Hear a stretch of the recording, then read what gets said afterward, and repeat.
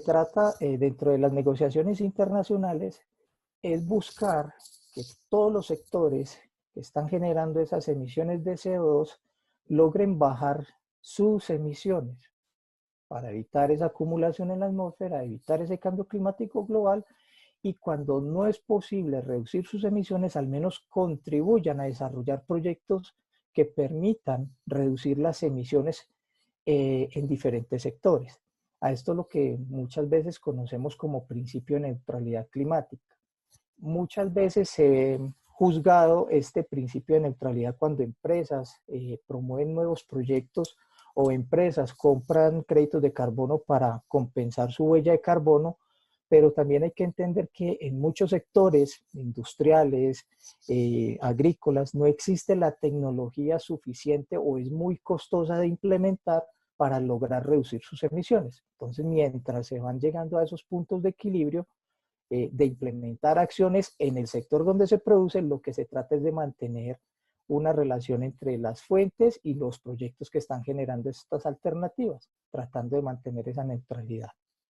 Y hay que entender también, para los que no saben cómo se comporta el mercado, y ahí está la nota, que muchas veces lo preguntan, una tonelada de CO2 que se emite es equivalente también a un certificado de carbono cuando yo presto un servicio ambiental. O sea que la relación es 1 a 1. Una tonelada de CO2 es igual a un certificado de carbono.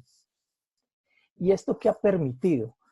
Que a nivel internacional, aquí vemos un análisis que hace el Banco Mundial, digamos, de todas las iniciativas de proyectos de reducción de emisiones de carbono que entran a mercados, vemos que a nivel internacional es un mercado demasiado dinámico y que ha aportado, digamos, a movimientos económicos importantes superiores, diría yo, a 44 billones de dólares desde que se ha implementado este mercado. Entonces estamos hablando de un mercado con una importancia alta a nivel internacional. ¿Y por qué a nivel internacional íbamos en estos pasos?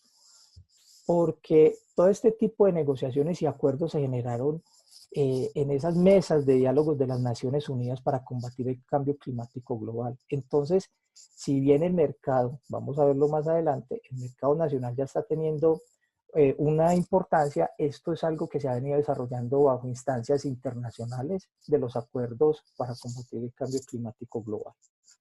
Siguiente, por favor.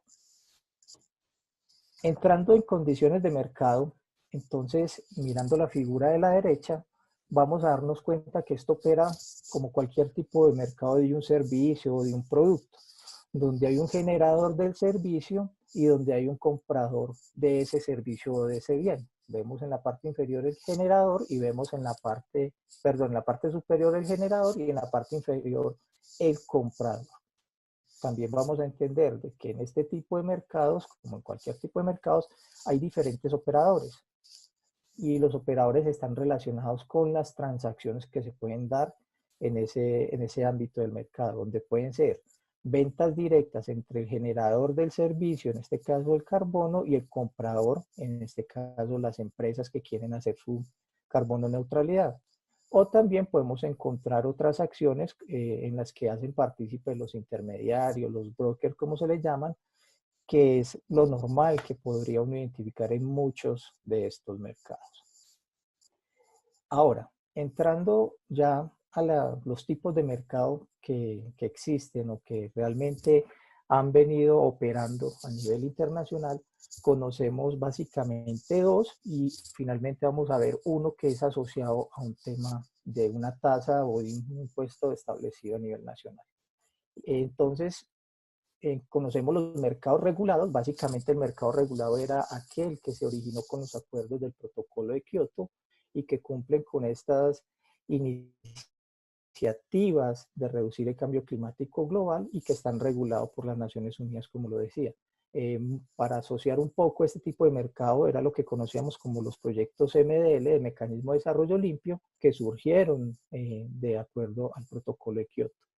Sin embargo, hoy día ese tipo de mercados o ese tipo de proyectos MDL no se siguieron formulando porque ellos tenían hasta un tiempo para proponerse y registrarse ante Naciones Unidas Los que quedaron registrados hoy día están operando, pero no, el mercado regulado a la actualidad no está recibiendo más proyectos de carbono. Solamente se está esperando que ese mercado regulado entre dentro de lo que ya hoy día conocemos como los acuerdos de París y que en la actualidad todavía se está negociando. Paralelamente, y diría yo que con un poco más de años de su implementación está el mercado voluntario del carbono, que básicamente es un mercado que tiende a, como dice su palabra, desarrollar iniciativas voluntarias donde compradores, donde desarrolladores de proyectos, si bien no están dentro del, puede que estén o no están dentro de los mercados regulados, van a esos mercados voluntarios a comprar esos certificados de carbono, que puede ser para poder compensar sus huellas de carbono de manera voluntaria, de manera, digamos, dentro de la política de responsabilidad de las empresas, donde no quieren cumplir, por así decirlo, un requerimiento estricto, sino que quieren mejorar la imagen de la empresa, entonces se hace de manera voluntaria. Y hoy día tenemos un mercado, disculpen, por favor, el que tiene el micrófono encendido, apagarlo si es tan amable. Bueno, siguiendo, entramos ya a un mercado que se ha desarrollado, tiene un desarrollo a nivel nacional muy reciente, digamos que tiene más o menos unos 3 años, que es un mercado que nació debido a la creación del impuesto al carbono, que es bajo la ley 1819, que es donde se está solicitando a las empresas paguen un impuesto, pues básicamente los grandes consumidores de combustibles paguen un impuesto por la generación de ese CO2 que se deriva de la quema de ese combustible. Entonces vamos a ver que los dos primeros han sido mercados internacionales y el otro, el impuesto al carbono, ya es un mercado que se dinamizó a nivel más local, más nacional. Siguiente, por favor.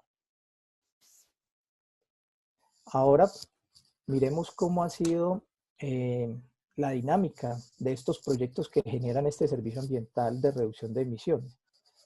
Vemos que hay 15 sectores, se conocen 15 sectores que generan este tipo de servicio, donde los sectores 14 y 15 son los relacionados con el cambio de uso del suelo. Y vamos a ver en la imagen que está allí que son proyectos que se desarrollan en muchas partes del mundo, porque ahí estamos teniendo en cuenta tanto los proyectos de mercados regulados como de mercados voluntarios. Entonces, los que están ahí detallados, esto es tomado de la página de Ecosystem Marketplace, muestran la distribución de proyectos a nivel mundial. Y vemos como también Estados Unidos tiene una gran cantidad de proyectos que reducen emisiones dentro de sus políticas y acuerdos también nacionales de mitigación de cambio climático. A pesar de que Estados Unidos, por ejemplo, no ratificó protocolo de Kioto, estableció sus propios mecanismos y estableció su propio mercado para reducir las emisiones.